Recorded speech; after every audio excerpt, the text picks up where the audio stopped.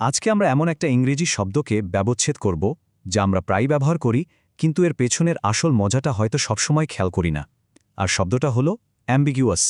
কখনো কি এমন হয়েছে যে কারো কাছ থেকে একটা উত্তর এলো কিন্তু সেটার আসল মানে কি তা বুঝতেই পারছেন না? সে কি হ্যাঁ বলতে চাইছে নাকি না, ভালো বলছে নাকি খারাপ?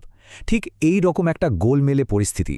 এই যে একটা অনিশ্চয়তার অনুভূতি, এটাকে প্রকাশ করার জন্য ইংরেজিতে কিন্তু একটা দারুণ আর একদম পারফেক্ট শব্দ আছে, আর সেটাই আমাদের আজকের আলোচনার কেন্দ্রবিন্দু। তো চলুন আর দেরি না করে শব্দটার ভেতরে ঢোকা যাক। সবার আগে এর মানেটা কি আর এটা কিভাবে ব্যবহার করা হয় সেটা একটু দেখে নিই। শব্দটা হলো অ্যাম্বিগুয়াস। উচ্চারণটা খেয়াল করুন, অ্যাম্বিগুয়াস। এর বাংলা মানে দাঁড়ায় দ্বিঅর্থক, বা আরও সহজ করে বললে অস্পষ্ট। মানে এমন কোনো কিছু যার একটাই পরিষ্কার মানে হয় না, বরং একাধিক অর্থ করা যেতে পারে। এই শব্দটা কিন্তু অনেক কিছুর সাথেই ব্যবহার করা যায়। যেমন ধরুন কোনো স্টেটমেন্ট বা বিবৃতি, কোনো একটা ওয়ার্ড বা শব্দ, এমনকি আইনের ভাষাও অ্যাম্বিগুয়াস হতে পারে। আবার ধরুন কোনো মেসেজ বা অ্যান্সারের মধ্যে যখন একটা ধোঁয়াশা থাকে, তখন এই শব্দটা একদম পারফেক্ট। আচ্ছা, এই শব্দটাকে সহজে মনে রাখার আসল কৌশলটা কোথায় লুকিয়ে আছে জানেন? এর মূলে। চলুন এর ল্যাটিন রুট বা উৎসটাকে একটু ডিকোড করা যাক। হ্যাঁ, এই শব্দটার প্রাচীন অংশগুলোর মধ্যেই কিন্তু একে মনে রাখার আসল চাবিকাঠিটা ছিপা আছে। দেখুন, শব্দটাকে যদি আমরা ভাঙি তাহলে দুটো মজার ল্যাটিন অংশ বেরিয়ে আসে। প্রথমটা হলো অ্যাম্বি। এটা একটা প্রিফিক্স যার মানে হলো দুই দিক বা দুপাশে। আর দ্বিতীয় অংশটা হলো অ্যাগেরে। এটা একটা ক্রিয়াপদ যার মানে হলো চালানো। এবার এই দুটোকে একসাথে করলেই আমরা পেয়ে যাই মূল ল্যাটিন শব্দটা অ্যাম্বিগুয়াস, যার আক্ষরিক অর্থ ছিল দুই দিকে চালিত হচ্ছে এমন কিছু।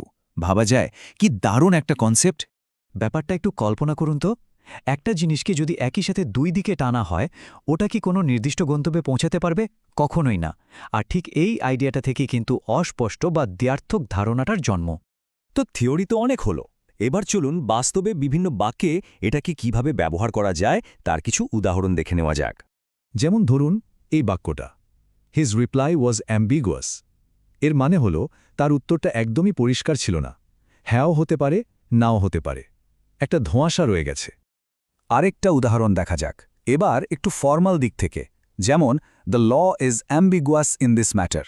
এর মানে হলো এই নির্দিষ্ট বিষয়ে আইনটা স্পষ্ট নয়, এর বিভিন্ন রকম ব্যাখ্যা করার সুযোগ রয়েছে। একটা শব্দকে ভালোভাবে আয়ত্তে আনার জন্য কিন্তু এর সমার্থক আর বিপরীত শব্দগুলো জেনে রাখাটা দারুণ কাজের একটা জিনিস। এতে শব্দভাণ্ডারটা অনেক শক্তিশালী হয়। তো অ্যাম্বিগুয়াসের মতোই আরও কিছু শব্দ হলো ভেগ, ইকুইভোকাল, আনক্লিয়ার, মানে যেগুলোর অর্থ অস্পষ্ট। আর এর ঠিক উল্টো দিকের শব্দগুলো কি হবে? একদম ঠিক, ক্লিয়ার, এক্সপ্লিসিট, ডেফিনিট আর অবভিয়াসলি আনঅ্যাম্বিগুয়াস, মানে যা একদম পরিষ্কার, কোনো ঘোর প্যাচ নেই। সবশেষে সেই স্মার্ট কৌশলটা জেনে নেওয়া যাক, যেটা জানলে এই শব্দটা আর কোনোদিনও ভোলা হবে না। মাত্র দুটো সহজ ধাপ। প্রথমত প্রিফিক্সটা মনে রাখুন, অ্যাম্বি মানে দুই। দ্বিতীয়ত এটাকে অর্থের সাথে জুড়ে দিন।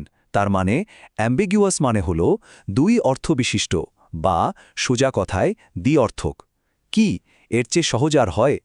তাহলে যা কিছু শিখলাম তার উপর একটা ছোট্ট পরীক্ষা হয়ে যাক, কেমন? যদি বলা হয় having more than one meaning, unclear, এই অবস্থাকে বোঝানোর জন্য সবচেয়ে ভালো শব্দ কোনটা? একদম ঠিক ধরেছেন। সঠিক উত্তরটা হলো অ্যাম্বিগুয়াস। আশা করি এই পুরো ব্যবচ্ছেদতা শব্দটাকে বুঝতে অনেক সাহায্য করেছে। এখন তো এই শব্দটি আমাদের কাছে একদম পরিষ্কার। এখন ভাবার বিষয় হলো, আমাদের প্রতিদিনের জীবনে কথা বলার সময়, কোনো কিছু পড়ার সময় বা মেসেজ চালাচালির সময় কোথায় কোথায় এই অ্যাম্বিগুইটি বা অস্পষ্টতা চোখে পড়ে। একটু খেয়াল করলেই হয়তো চারপাশের অনেক উদাহরণ খুঁজে পাওয়া যাবে।